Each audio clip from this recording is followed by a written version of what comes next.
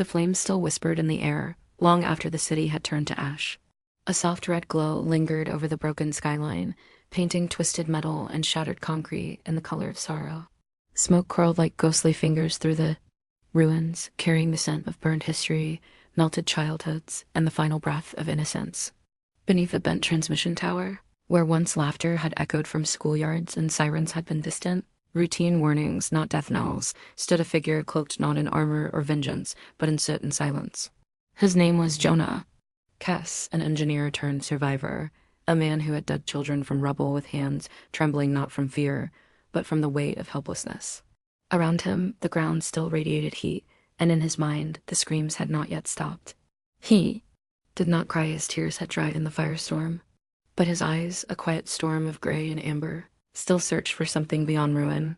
He found it, just beyond a collapsed overpass, where a massive mural of Earth's flag had cracked open like an egg under the weight of war, lay the impossible.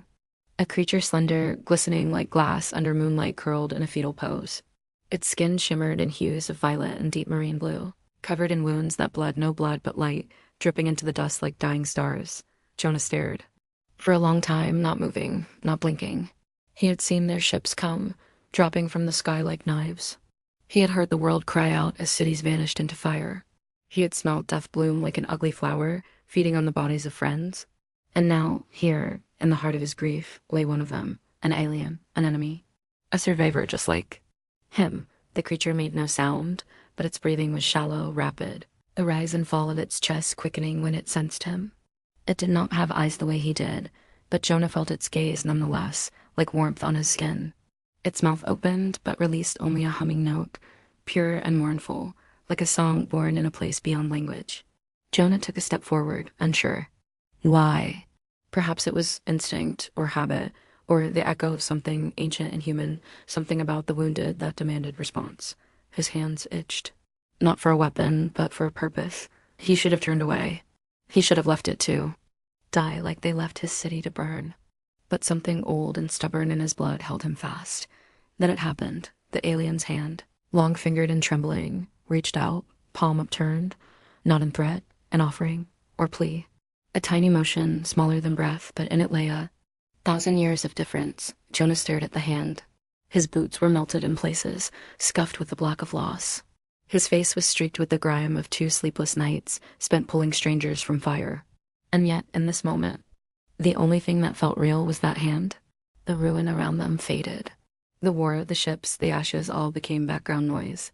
Only the gesture remained, hanging between 2 broken beings like a bridge over the chasm of history. He didn't touch it, not yet.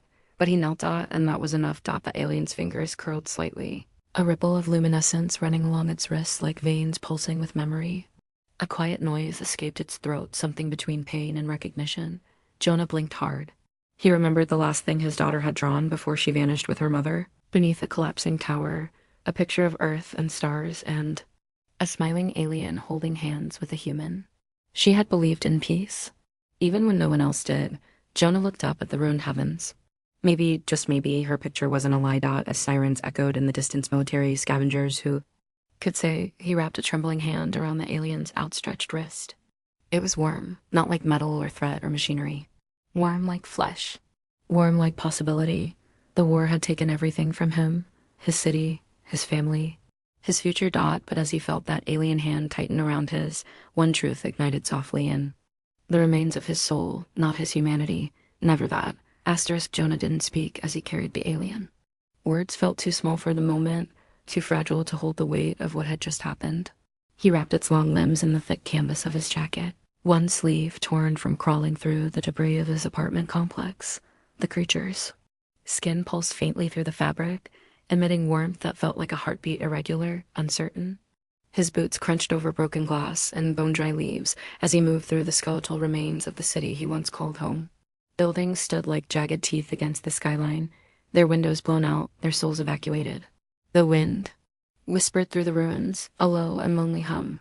He passed by the church where he and Naomi had married, the iron bell blackened and bent. He passed his old mechanic shop, half-eaten by fire, the engine of a ground vehicle still humming faintly as if it refused to die. Everything had been taken. And yet, here he was, cradling the enemy in his arms like a lost child. At first, He thought maybe he was losing his mind. What sane man saves the invader who burned his world? But sanity had cracked when the flames came, and what remained was something deeper. More primal in instinct, not of the mind, but the marrow. He remembered pulling a dog from a collapsed stairwell just days before, its legs shattered but tail wagging. No one had questioned that, so why should this be different? This creature bled light, not blood. But it bled. It suffered.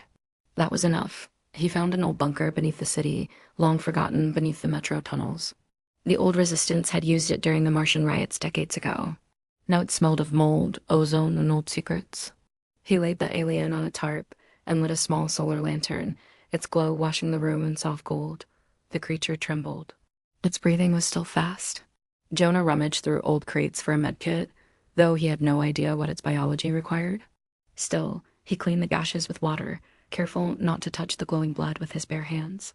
The alien winced once, a soft trill rising from its chest, like the murmur of a wounded bird. Jonah paused. "You're in pain," he said quietly, not expecting it to understand.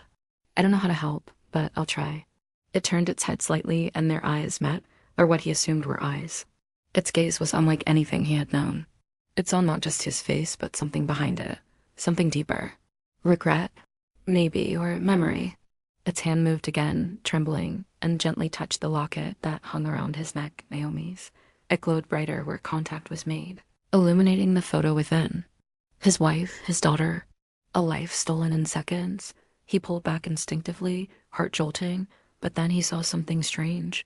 The alien's light dimmed, not from fading life, but shame.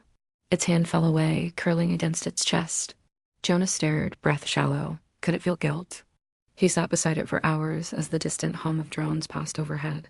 He should have alerted the local command post. Turn the creature in. Let justice or revenge take its course.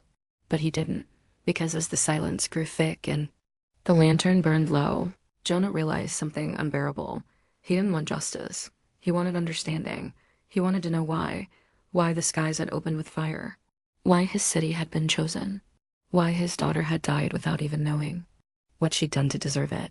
The alien, barely conscious now, hummed again, a soft melody, fractured but persistent.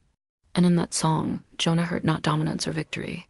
He heard apology, he heard longing, and when he reached out to cover the creature with a wool blanket, its hand found his again. No longer a plea, a thank you. He looked down at it, this being from a place beyond the stars, and something hard in him cracked. He had expected monsters, machines, murderers, but not this. Not something so deeply alive. Jonah leaned back against the cold bunker wall, closing his eyes, listening to the soft hum of breath beside him. Above ground, the war was still raging. The fires still burned. But here, in the belly of the forgotten Earth, two survivors shared a silence so profound it echoed louder than any explosion. He didn't know what came next. He didn't even know if this alien would live through the night. But one thing had become clear. Humanity wasn't something he clung to. It was something he'd given, and it had been received. Days passed in the bunker, each one folding into the next, like bruised petals pressed between the heavy pages of survival. The world outside remained hostile, an endless gray of ashfall and silence, punctuated by distant booms and the electric shriek of low-flying patrol crafts. But below, in that buried chamber of half-forgotten humanity, something began to take root quietly, like moss growing over the ruins of grief. Jonah had learned to stop fearing the alien's glow, and the alien, in turn, had stopped flinching at Jonah's voice. It had a name, or at least something that felt like one Sayun. It wasn't a sound he could form with his mouth, not exactly. It was more vibration than word, like a breath caught between notes of music and meaning, but he called it Sayun anyway. And it responded. They spoke without speaking. Sometimes with gestures, sometimes with symbols drawn in dust. Other times, in silence that said more than language could. Jonah would draw little scenes in the soot trees, stars, rivers that no longer ran. Sayun would trace them with its long fingers and emit soft pulses of light changing color, almost like feeling, blue for sorrow, gold for laughter. A strange, luminous empathy. They were learning each other not with grammar, but with the raw electricity of presence. Two broken beings circling something like trust, something tender and unspoken. Jonah shared his memories and stories, simple ones at first, of how he met Naomi, of how his daughter once built a working drone out of scraps and named it Captain. Peepo. He found himself laughing sometimes, mid-story, then choking on it. The laugh would fall and die in his throat like a burned feather. And when that happened, Se-Yoon would extend its hand, open and still. Jonah never pulled away. He didn't know if Se-Yoon understood every word, but the creature understood pain. It recognized it. And more than that, it honored it, not with pity, but with companionship. One night, when the sky above shook with a massive detonation far, but too near, Jonah found Se-Yoon trembling, light flickering erratically along its skin like a short-circuiting star. It curled into itself, keening in a low, harmonic wail that made Jonah's chest ache like it held a mirror. Without thinking, he lay down beside it, his back pressed to the cold floor, and whispered, "You miss your home too, don't you?" There was no answer, not in the usual sense. But the bunker dimmed as Se-Yoon dimmed, its light softening to a steady, sorrowful blue. A lullaby in color. And Jonah knew, without knowing how, that Se-Yoon had lost someone too. The next morning, Se-Yoon drew a picture. Its finger-etched lines into the bunker wall, and Jonah watched as a strange landscape emerged, high arcs like floating islands, massive. Trees that glowed with internal light, and tiny floating creatures like fireflies with wings. It was alien and beautiful. But then, in the middle, it drew flames, falling from the sky, swallowing the light, devouring its world.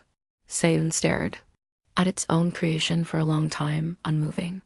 Then it reached up and smeared the flame across the wall with one hand. Erasing it, Jonah understood. They weren't just invaders. They were survivors too. It changed something in him, deeply and permanently. He had built a dam inside himself that day the city fell. A wall between what was and what might still be. But now the dam was cracking. Not from grief. From connection. The kind that transcended everything he thought he knew about species, sides, and war. One afternoon, he found himself humming the same lullaby Naomi used to sing, a little tune she'd made up to help their daughter sleep. As he hummed, Se-Yoon tilted its head, then began to echo the sound, not with words, but with light. A slow rhythm of glowing pulses that matched the tune. It became their ritual. A shared act of remembrance. A language of grief. That night, Jonah whispered into the dark, "If they knew what you were, they'd kill you." Se-Yoon didn't reply, but its glow dimmed to almost nothing. Jonah sighed. "But I won't let them." And in the silence that followed, a fragile peace wrapped itself around them both. Like an invisible thread connecting their hearts. It wasn't forgiveness. Not yet, but it was the beginning of something close, something sacred, something human. Asterisk. The storm came without warning, one of those freak plasma surges that sometimes rolled in from the burned horizon like electric tsunamis, ripping through the sky with enough energy to fry circuits, melt drones, and crack the skin of the earth itself. Jonah had seen a few during the early days of the invasion, but nothing like this. The bunker shuddered as thunder peeled through the ground, and lights above flickered with a sickly pulse. He grabbed the lantern and hurried to Se-Yoon, who lay curled and dim. Its usual glow shuddered like a candle in a storm. Static buzzed in the air, raising the hair on his arms. When he knelt beside the alien, he could feel it convulsing faintly beneath the blanket, as if something inside was fighting. "To get out, Se-Yoon," he whispered, voice tight. "What's happening?" The alien's skin pulsed once, and then again, brighter this time, and its hand reached toward him, fingers twisting, beckoning. Jonah placed his palm against Se-Yoon's, and suddenly without warning, his mind was no longer his alone. It wasn't words. It wasn't pictures. It was experience, flooding him like a tidal wave of memory, not his own. He saw a planet lit by twin suns, peaceful and thriving. He saw towering cities grown from living stone, inhabited by beings who communicated in song and light, who lived not by conquest but by harmony. He saw Se-Yoon as a child, glowing with innocence, cradled by elders who pulsed their affection through gentle touches, and then he saw the change. A fracture in the stars. A transmission from deep space panic, fear. A species from far away, growing fast, consuming worlds like oxygen, broadcasting only one message: "We are coming." Jonah watched as the alien council panicked, some calling for diplomacy, others for retreat, but one voice, powerful and determined, cried for preemptive survival. "Strike first," that voice urged. "Scorch their hives before they scorch ours." And Se-Yoon, too young, too uncertain, had watched as warships were grown from biometal and launched into the void, not out of hatred, but desperation. Not because humans were monsters, but because they might be. Because their signals had traveled fast and loud through the stars, unguarded, full of weapons and war movies and blood-soaked histories. To the watchers from Se-Yoon's world, it had sounded like a scream with teeth. A threat. So they struck. Jonah recoiled from the vision, breaking contact. He fell backward, gasping, eyes wide and heart hammering. Seiyun lay still drained, its body flickering faintly like an exhausted firefly. The truth weighed on Jonah's chest like lead. It hadn't been conquest. It hadn't been genocide. It had been fear. A child's panic writ across the stars by beings who only wanted to survive. He staggered to his feet and began to pace, trying to process the enormity of it. The fires, the deaths, his wife, his child. Lost not to evil, but to a terrible misunderstanding amplified by panic and poor translation. It made it worse somehow. If Seiyun had said, "We hated you," he could have lived with that. But we were afraid. That cracked him open in ways he hadn't prepared for. It made the enemy vulnerable. It made them familiar. He sat down hard, burying his face in his hands. "My God," he whispered, "we scared you." Seiyun stirred. A low, mournful tone hummed from its chest, and it reached out again, this time slowly, delicately. Jonah didn't resist. He took its hand, warm and flickering, and held it like a lifeline. "I don't know what to do with this," he said. "How did I carry this truth?" The alien said nothing, could say nothing, but its light shimmered. Gently this time, the color soft and sad. It didn't ask for forgiveness. It didn't beg. It simply shared. Jonah leaned back against the wall and stared at the ceiling. At the cracks above, at the sky he couldn't see anymore. Somewhere above them, humans and aliens were still killing each other, still obeying orders given by ghosts of fear and memory. But here, underground, in a shelter made from old war and new wounds, something had shifted. He didn't want revenge anymore. He wanted repair. He wanted answers to be heard, not shouted. And somewhere deep in his chest, where grief had once hollowed him out, a fragile idea began to take shape, an impossible one. Maybe peace wasn't just a dream for the dead. Maybe it was still possible, if someone was brave enough to hold the truth without letting it rot into hate. And maybe, just maybe that someone was him. The message came through the emergency channel 3 days after the plasma storm faded. It buzzed over Jonah's portable comm unit, a signal half torn by static and desperation. He hadn't powered the device in a week. Its solar cell had cracked, but Seiyun had fixed it with a shimmer of bioelectric pulses, pressing its fingers to the circuit and singing softly until the lights blinked green. And now it spoke. It wasn't a voice he expected. It was Lieutenant Arlen Strauss, someone Jonah had known from the relief shelters, back when the world was still stitching itself together between strikes. Her tone was clipped, harsh with urgency and cracked by sorrow. "They're coming too. Sweep the ruins. Full drone purge. No survivors suspected. Anything alien will be terminated. Repeat, no prisoners. If anyone's still out there, get underground. Avoid heat signatures. They're not looking for peace." Jonah turned to Seiyun, who was already sitting up, spine straight, skin pulsing red with panic. It had felt it too, the coming fire. Not just metaphor this time, but real raining down from the sky. A cleansing that would burn away the only fragile connection that had ever formed between their two worlds. Seiyun's kind had struck first. Humanity would strike last. Jonah moved quickly. He gathered what little food remained, tucked Seiyun's weakened frame into a scavenged environmental cloak, and packed the few relics that still mattered his. Wife's locket, his daughter's drawing, the cracked picture frame from his old workshop. The comm repeated the message, no prisoners. It echoed like a verdict. Not just against Seiyun, but against the man who dared to protect it. He considered running, taking the hidden tunnels west where the cliffs and canyons could hide them. But he knew they wouldn't make it. Seiyun was healing, yes, but slowly. It still winced when it moved, its light dimmer each day, its body too alien for human medicine. Too human now to go back to the stars. They had to do something else. Something bigger. Jonah sat down on the cold stone floor and stared at the wall. His breath came fast. His hands trembled. "I can't let them kill you," he whispered, not to Seiyun, not exactly, but to the ghosts watching him from memory.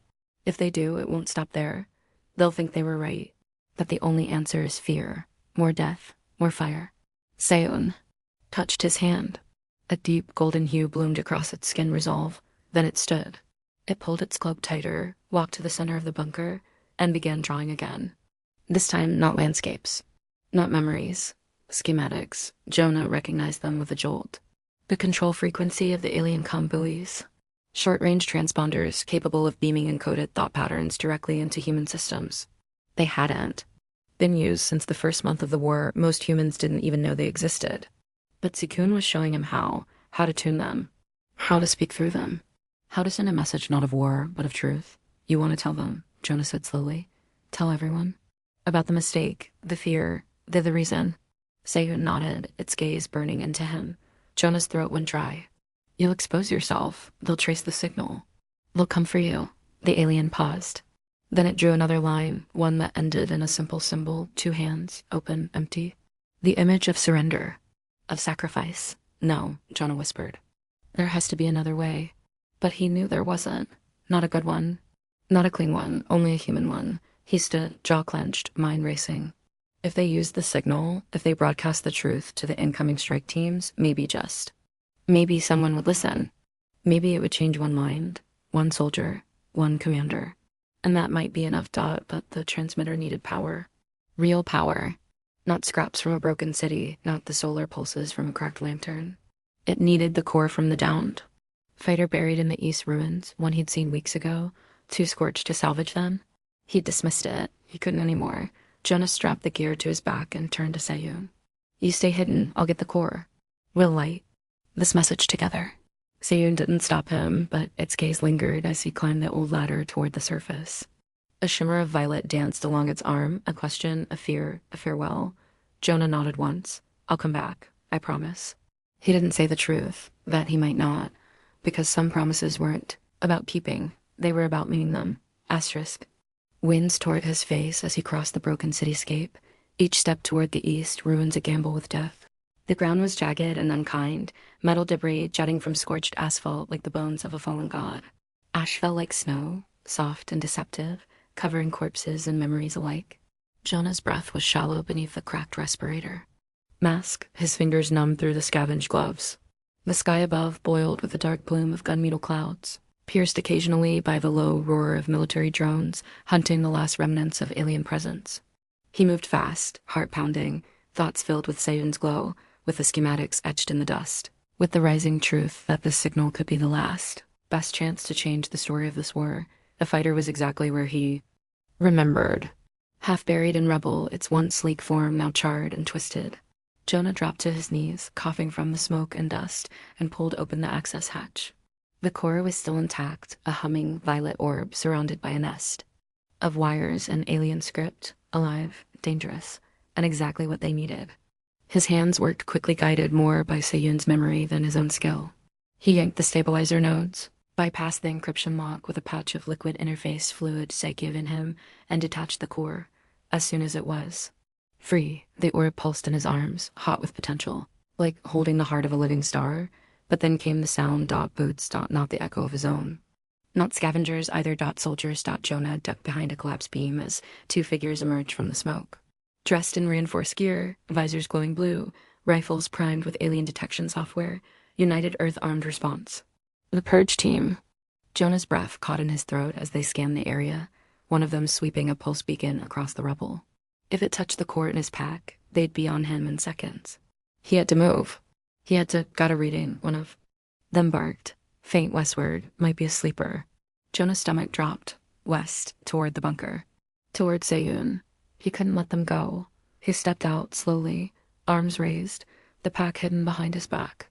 It's just me, he shouted. No alien, I'm alone. Both soldiers swung their rifles toward him. One of them recognized his face. Tess, you're alive? He nodded. But you're heading the wrong way. There's no alien out there. Whatever you're detecting, it's junk tech. The younger soldier hesitated. Orders are full sweep. Anything non-human gets neutralized. I know, Jonah said, stepping forward slowly. But I found something you need to see. Something that'll change your orders. The second. Soldier frowned. We don't take lectures from ex-engineers. No, Jonah said quietly, but you do take evidence. He reached into the side pocket of his jacket, slowly, deliberately, and pulled out a datapad. He held it high. It shimmered to life, displaying the schematics Seyun had drawn. The transmissions, the memories, the fear. Proof. A complete timeline of why the attack happened. The misunderstanding. The panic. The misinterpretation of human culture. What is this? The older soldier murmured. It's the truth, Jonah said. Broadcast it. Let people see what really happened. Or kill me and bury it, and let this war turn into a zenith century of ashes. There was silence. The wind screamed through the ruins. Somewhere in the distance, a gunship howled. Then the younger soldier took the pad. "Wait here," he said. "Don't move." Jonah didn't, but as they stepped away, quietly arguing, he pulled the core from his pack and slid it into the emitter housing he'd brought. He only needed one chance, one spark. The system blinked to life, bright and dangerous, humming louder. With every breath, the soldiers turned back. "What are you doing?" The older one shouted. "I'm lighting a signal," Jonah said. "So the rogue can choose." He pressed the activation switch. A massive pulse shot skyward violet and white through the clouds, slicing the dark like a spear of lightning. It carried data, memory, pain, hope. A story. Their story. Human and alien, alarms blared. The soldiers raised their weapons, but they didn't shoot Dot, not yet. Jonah stood in the beam's glow, his body outlined in radiant truth, and for the first time in weeks, he felt warm. Dot, then came the voice on the radio. Cold. Authority. "We've detected unauthorized transmission. Source located. Target. Jonah Cuss. Directive. Neutralize." He looked at the soldiers, and they looked at each other, and in that moment, between order and choice, the whole war hung in silence. Jonah didn't flinch as the gun stayed trained on him, twin barrels pointed at the core of who he was. The broadcast shimmered into the clouds, unbroken, burning into satellites, into backdoors of command relays, into every open comnet still. Listening in the rubble of Earth's war, the truth soared bare, unpolished, vulnerable. It wasn't a plea for mercy. It was a confession, a shared memory, a message that war had no victors when both sides came from fear. Jonah stood inside the pillar of light, shoulders squared, hands open, the locket of his daughter thumping softly against his chest like a second heartbeat. And in that impossible stillness, something began to shift, not in the sky, but in the soldiers watching him. The younger one lowered his weapon first, slowly, hesitantly, as though waking from a long dream. His eyes were wide behind his visor, reflecting Jonah's image in miniature. He looked human again, not just a weapon. What if he's right? The young man whispered to his partner, "What if this ends differently?" The older one hesitated. His gun didn't lower, but it wavered. That was enough for Jonah. "I don't ask you to believe me," Jonah said. "I ask you to listen, that's all. Just listen. The war will wait. Truth won't." But above them, the sky opened. A gunship cut through the clouds like a scar across heaven, engines whining, turrets primed. Red targeting beams flickered down. Like divine judgment locking onto the transmitter and Jonah, a voice blared from loudspeakers. Cold and sterile. Unauthorized signal detected. "Civilian Cass, you are interfering with strategic countermeasures. Step away. Now." Jonah didn't move. Strike incoming in 10 seconds.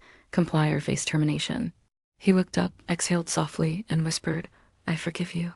And then he closed his eyes. He thought of Seyun in the bunker, huddled near the remnants of his memories. He thought of his wife's hands cradling their daughter's cheeks. He thought of fire and music, of stars and silence, of two species too proud to speak first. He thought of peace, not as a reward, but as a responsibility, as something he might never live to see, but had chosen to fight for anyway. The light flared brighter, a final crescendo in the melody of risk, but the missile never came. Not then, because a second signal fired from the west. A surge of light, similar but different, gold, not violet. And in its pulse was Seyun's song, clear, pure, undeniably alien and undeniably peaceful, a harmony, not a challenge. It wove into Jonah's broadcast, meshed like two voices singing in different languages but the same pain. The systems above hesitated. Targeting scrambled. Algorithms stumbled. Dot, the gunship veered. Uncertain. Dot, and then the impossible happened. The signal was picked up by the main command uplink in orbit. Someone somewhere paused the purge. A ceasefire order was issued. Not globally, not officially. But here, in this shattered city, the guns stopped. The skies quieted, and the soldiers lowered their weapons fully now. The older one stepped forward and touched Jonah's shoulder. "We'll take it up the chain," he said. "You gave them something they can't unhear." Jonah didn't speak. He just nodded, collapsing to his knees, every breath leaving him like smoke from a dying fire. He wasn't hurt, just emptied. Used up in the way heroes never get to show Dot by nightfall. The story had spread. Not viral, but quietly, like roots breaking sidewalk beneath the surface. Some called him a traitor, some a prophet. But Jonah didn't care. He was carried back to the bunker, where Seyun waited, glow flickering dim with worry. When Jonah appeared in the doorway, staggering but alive, Seyun rose and met him in silence. Their hands touched again, no barrier, no fear. "You were heard." Jonah whispered. Seyun shimmered gold. "You were too." It answered not in words, but in something stronger. Weeks passed, then months. The war didn't end in fanfare. It ended in cracked ceasefires, hesitations, commanders asking questions instead of demanding obedience. But the message never stopped. Jonah's signal remained in the air, passed from system to system, the memory of one man standing in light, risking everything not to win, but to understand. He never asked to be remembered, but he was dot in the new. Cities that rose from ash, in the murals painted with human hands and alien light, in the first treaty signed not in capital letters, but in a child's drawing, one human, one alien, holding hands beneath the stars, and beneath it, a single line. They burned his human city dot. He forgave them anyway, because he was human dot, and being human in the end was enough.